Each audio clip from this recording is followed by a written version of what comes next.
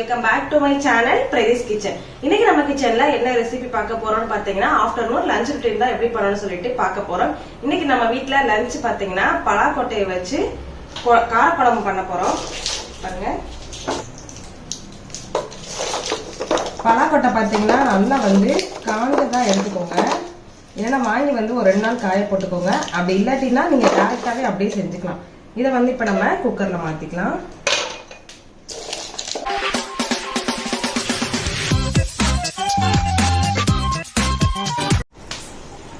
ஒரு 2 டைம் கிட்டக்க நல்லா வாஷ் பண்ணிட்டு தண்ணி ஊத்தி வச்சிருக்கேன். இனி நம்ம இத வேக போட்டுக்கலாம்.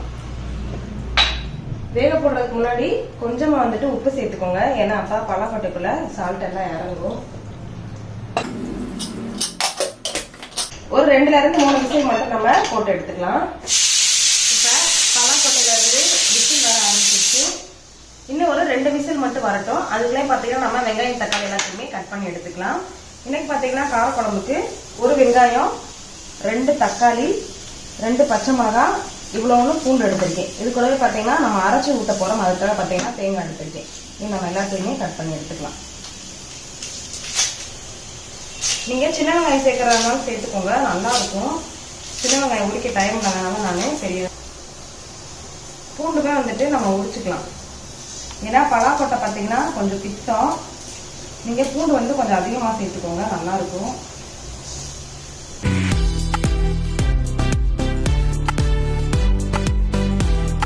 இந்த பூண்டு பாத்தீங்கன்னா நானு மதுரையில போறப்ப வாங்கியிருந்தேன். இனிமே எனக்கு அப்படியே இருக்கு. பூண்டுமே பாருங்க நல்லா பெருசு பெருசாவும் இருக்கு. இதுலலாம் குழம்பு ஊற்றி சாப்பிட்டோம்னா சூப்பரா இருக்குங்க. நம்மளுக்கு இந்த மாதிரி கடகடன்னு சமைக்கிறப்ப பாத்தீங்கன்னா பூண்டு உரிக்கலாம் டைம் ஆகும். கொஞ்சம் இந்த மாதிரி பெரிய பூண்டா இருந்துச்சுன்னா சீக்கிரமா நம்ம உரிச்சிடலாம். அதுக்காக தான் பாத்தீங்கன்னா மோஸ்ட்லி நானே பெரிய வெள்ளை பூண்டாவே வாங்கிக்கிறேன்.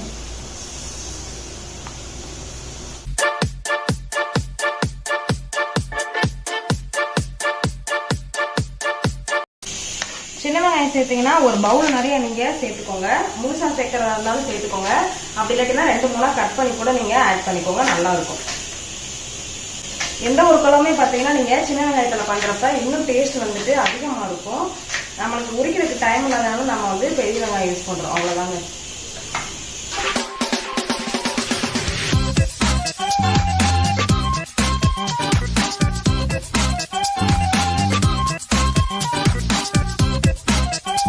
இப்ப நம்ம புளியை ஊற வச்சுக்கலாம். எப்பயுமே பாத்தீங்கன்னா கார குழம்புக்கு புளி கம்மியாகும், தக்காளி அதிகமா சேர்த்துக்கோங்க. அதோட டேஸ்ட் பாத்தீங்கன்னா சூப்பரா இருக்கும். ஒவ்வொரு குழம்பு பாத்தீங்கன்னா ஒவ்வொரு மெத்தட்ல நம்ம வைக்கலாம். நம்ம மெத்தட் தான் பாத்தீங்கன்னா குழம்பு.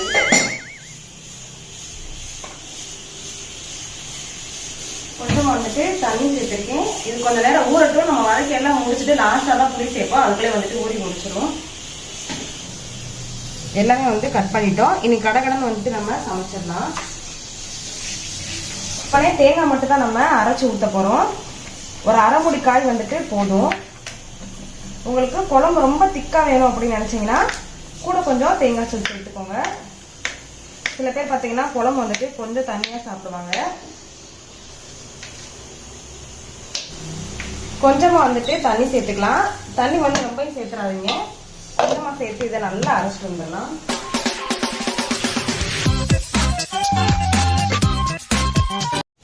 நல்லா நம்ம அரைச்சிட்டோம். ரொம்ப வளவலன்னு அரைச்சிடக்கூடாது. தேங்காய் பாத்தீங்கன்னா கொஞ்சம் இதா எடுத்துக்கோங்க. பலாக்கொட்டை வெந்துருச்சு. தோலெல்லாம் நம்ம எடுக்கணும். இன்னொரு பாத்திரத்துக்கு நம்ம மாத்தி வச்சுக்கலாம். இந்த சீசன்ல மட்டும்தான் பலாக்கொட்டை கிடைக்கும். பலாக்கொட்டையில பாத்தீங்கன்னா கூட்டெல்லாம் பண்ணி சாப்பிட்டோம்னா சூப்பரா இருக்கும். பாருங்க, நல்லா வெந்துருச்சு, வழுக்குது. இப்போ இந்த பாருங்க, கொஞ்சம் இது ஆறுனதுக்கப்புறம் இதோட ஸ்கின் எல்லாமே நம்ம இந்த மாதிரி தான் ரிமூவ் பண்ணிக்கிறணும். அப்போ தான் வந்து நம்ம குழம்புல போடுறதுக்கு நல்லாயிருக்கும். வெறுமனே கூட இதை சாப்பிடலாம். ஈவினிங் டைம் வந்து ஸ்நாக்ஸ் மாதிரி நீங்கள் குழந்தைங்களுக்கு கொடுங்க, நல்லது. பித்தம் இருக்கிறவங்க வந்துட்டு சேர்க்க வேண்டாம். பாருங்க, நல்லா வந்துட்டு வெந்துருச்சு பாருங்க. பார்த்தீங்களா, சூப்பராக வெந்துருச்சு, நல்ல மாவு மாதிரி இருக்கு.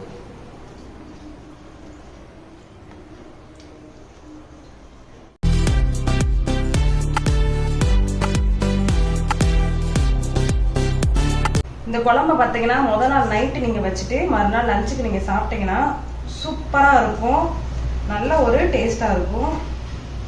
இப்போ நம்ம குழம்பு வைக்க ஆரம்பிச்சிடலாம்.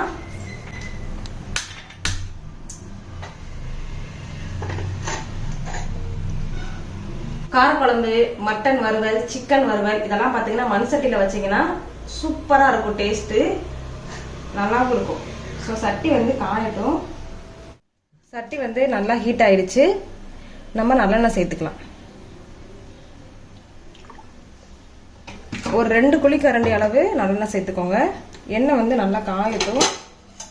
இப்போ இதுக்கு வந்து நம்ம என்னென்ன சேர்க்க போறோம்னு பார்த்தீங்கன்னா கடுகு, வெந்தயம், கொஞ்சமா வந்துட்டு மிளகு சேர்க்க போறோம். இப்போ நம்ம எண்ணெய் காஞ்சிருச்சு, கடுகு சேர்த்துக்கலாம்.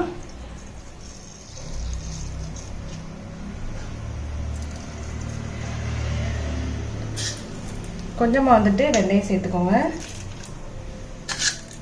இது கூடவே ஒரு 4 இருந்து 5 மிளகு சேர்த்துக்கோங்க. ஃபர்ஸ்ட் வந்துட்டு நம்ம பூண்டு சேர்த்துக்கலாம். பூண்டு வந்து எண்ணெயிலே ஒரு 5 நிமிஷம் வதங்கட்டும்.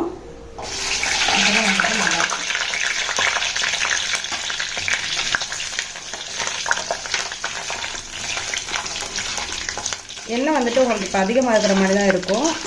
குழம்பெல்லாம் முடிச்சுட்டு லாஸ்ட்டாக பார்த்தீங்கன்னா அந்த எண்ணெயோட ஃப்ளேவரே சூப்பராக இருக்கும். புளிக்குழம்புக்கெல்லாம் எண்ணெய் வந்துட்டு மேலே மிதந்துருந்தாதான் சாப்பிட்றதுக்குமே நல்லா டேஸ்ட்டாக இருக்கும். நான் வந்து எப்பயுமே புளிக்குழம்புக்கு தாராளமாக எண்ணெய் சேர்த்துக்குவேங்க. பூண்டு பார்த்தீங்கன்னா இப்போ ஓரளவுக்கு வெந்துருச்சு. இப்போ கருவேப்பிலை சேர்த்துக்கலாம். கொத்தமல்லி ஆட் பண்ணிக்கலாம்.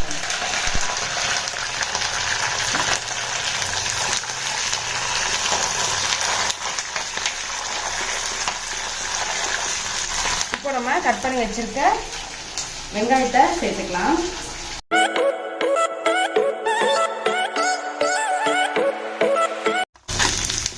வெங்காயம் சேர்த்தது பார்த்தீங்கன்னா கொஞ்சமாக வந்து உப்பு சேர்த்துக்கோங்க.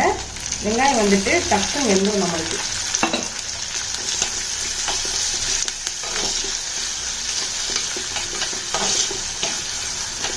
வெங்காயம் லைட்டாக கோல்டன் ப்ரௌன் வர்ற அளவுக்கு வதக்கி வச்சுக்கோங்க. ஸ்கூல் விட்டு வர்றப்ப ஈவினிங் டைம் போல விற்பாங்க. எத்தனை பேர் வந்துட்டு வாங்கி சாப்பிட்டுருக்கீங்கன்னு சொல்லிட்டு கீழே கமெண்ட் பண்ணுங்க. எனக்கு பலாக்கொட்டை பார்த்தீங்கன்னா ரொம்ப பிடிக்கும். ஆனால் பித்தம் இருக்கிறவங்க கண்டிப்பாக வந்துட்டு சாப்பிடாதீங்க, தலை சுத்தல் வந்துடும். குழந்தைங்களுக்கு வந்துட்டு ஒரு 1 இருந்து ஒரு 2 பீஸ் அளவுக்கு கொடுங்க. அது வந்துட்டு சத்து தான், மாவு சத்துன்றதுனால தாராளமாக கொடுங்க நீங்கள் குழந்தைங்களுக்கு. இப்போ வெங்காயம் ஓரளவுக்கு வதங்கிக்கிட்டு இருக்கு. இது கூடவே நம்ம கட் பண்ணி வச்சுக்க 2 பச்சை மிளகாவை சேர்த்துக்கலாம். இப்போ நம்ம 2 தக்காளி வந்து கட் பண்ணி வச்சிருக்கோம், அதை வந்துட்டு சேர்த்துக்கலாம்.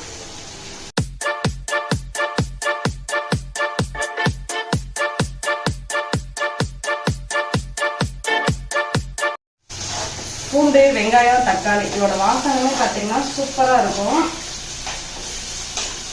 முக்கியமா பார்த்தீங்கன்னா காரக்குழம்புக்கு வெங்காயம் தக்காளி நல்லா வெந்து வரணும். வெங்காயம் தக்காளி வதங்குறதுக்கு டைம் கொடுங்க. நல்லா வந்துட்டு வதங்கினாதான் குழம்பு வந்து டேஸ்டா இருக்கும். சில பேர் பார்த்தீங்கன்னா போட்டுமே டக்குன்னு அடுத்தடுத்து போட்டு வதக்கி விட்டுருவாங்க. அப்படி பண்ணாதீங்க. வெங்காயம் தக்காளி ரெண்டுமே பார்த்தீங்கன்னா ஈக்குவலா நல்லா மசிஞ்சு வெந்து வரணும். அதுக்கப்புறமா நீங்க அடுத்த பொருளை சேர்த்துக்கோங்க. அப்பதான் குழம்பே பார்த்தீங்கன்னா நல்லா டேஸ்டா இருக்கும். இது ஒரு 5 நிமிஷம் வதங்கட்டும். நம்ம மூடி போட்டுக்கலாம்.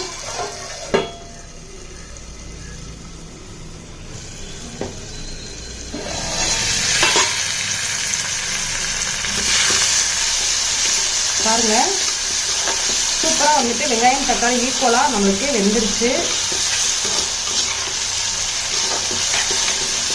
வீட்டில் அரைச்ச குழம்பு மிளகாத்தூள் வந்துட்டு ஒரு 2 டேபிள் ஸ்பூன் கிட்டக்க ஆட் பண்ணியிருக்கேன்.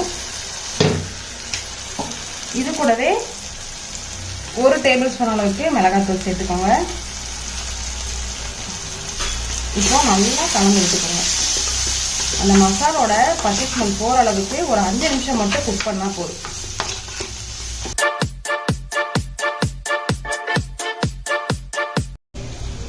இப்போ நம்ம புளியை கரைச்சி வச்சிருக்கோம், அதை வந்துட்டு சேர்த்துடலாம்.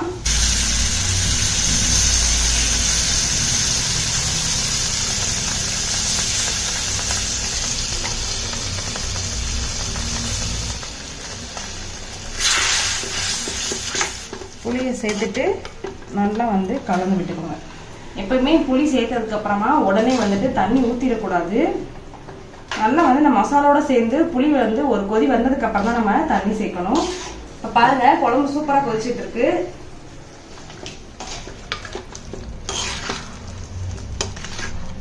இந்த அளவுக்கு வந்துட்டு நம்மளுக்கு குழம்பு கொதிக்கணும். இப்போ உங்களுக்கு குழம்பு எந்த அளவுக்கு வேணுங்கிறத பொறுத்து தண்ணி சேர்த்துக்கோங்க. நான் சொன்ன மாதிரி கொஞ்சம் கெட்டியா சாப்பிட்டாதான் காரக்குழம்புலாம் நல்லா டேஸ்டா இருக்கும். குழம்புல உப்பு காரம் எல்லாமே கரெக்டா இருக்கான்னு செக் பண்ணிக்கலாம். சூப்பரா இருக்கு. குழம்பு பாத்தீங்கன்னா இப்ப கொதிக்க ஆரம்பிச்சிருச்சு. நல்லா ஒரு கொதி வந்ததுக்கு அப்புறம் தான் நம்ம வந்து பலாக்கொட்டையை சேர்க்க போறோம். நல்லா வந்து கொதிச்சு வரட்டும். குழம்பு நல்லா சூப்பரா தர தரன்னு கொதிச்சுக்கிட்டு இருக்கு. இப்ப நம்ம வேக வச்சு ஸ்கின் எல்லாம் ரிமூவ் பண்ணி வச்சிருக்க பலாக்கொட்டையை இப்ப சேர்த்துக்கலாம். பலாக்கொட்டை பாத்தீங்கன்னா ஆல்ரெடி நம்மளுக்கு வெந்துருச்சு. சேர்த்துக்கோங்க.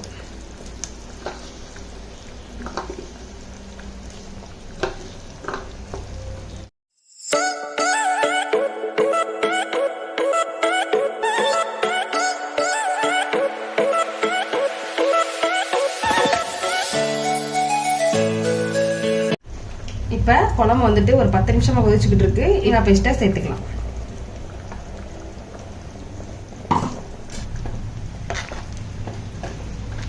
நீங்க தேங்காய் பேஸ்ட் சேர்க்க விருப்பம் இல்லைன்னா நீங்க டைரக்டா அப்படியே சாப்பிடுங்க, நல்லாதான் இருக்கும் குழம்பு. இருந்தாலும் நம்ம தேங்காய் சேர்த்துட்டோம்னா இன்னும் கொஞ்சம் திக்கா இருக்கும், சாப்பிட்றதுக்குமே நல்லா இருக்கும்.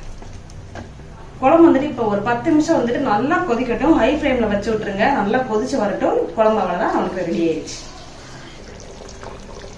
பாருங்க, சூப்பரா கொதிச்சாச்சு.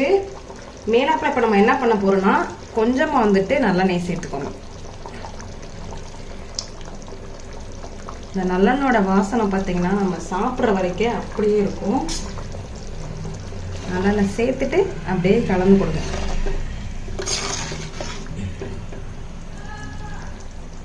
சூப்பரா இருக்கு பாருங்க. பலாக்கொட்டை நல்லா வெந்துருச்சு. நம்ம ஊற்றின தேங்காய், வெங்காயம், தக்காளி நல்லா வந்து மசிஞ்சு வந்துருச்சு.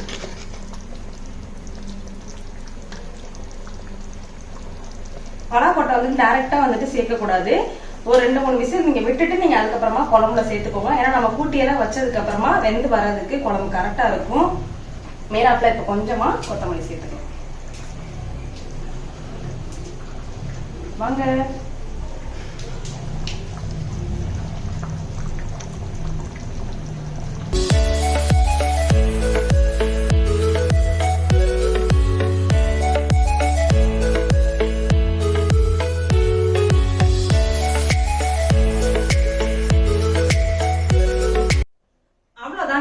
சூப்பரான நம்ம பலாக்கொட்டை கார குழம்பு சிம்பிளா நம்ம ரெடி பண்ணி முடிச்சிட்டோம். கண்டிப்பா இந்த குழம்பு நீங்க உங்க வீட்டுல ட்ரை பண்ணி பாருங்க.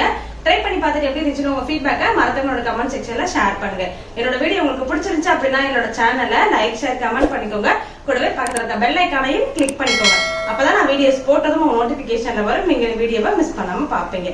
அடுத்து ஒரு சூப்பரான ரெசிபி இல்ல சூப்பரான கண்டென்ட்டோட நான் உங்களை மீட் பண்றேன். அது வரைக்கும் பாய்.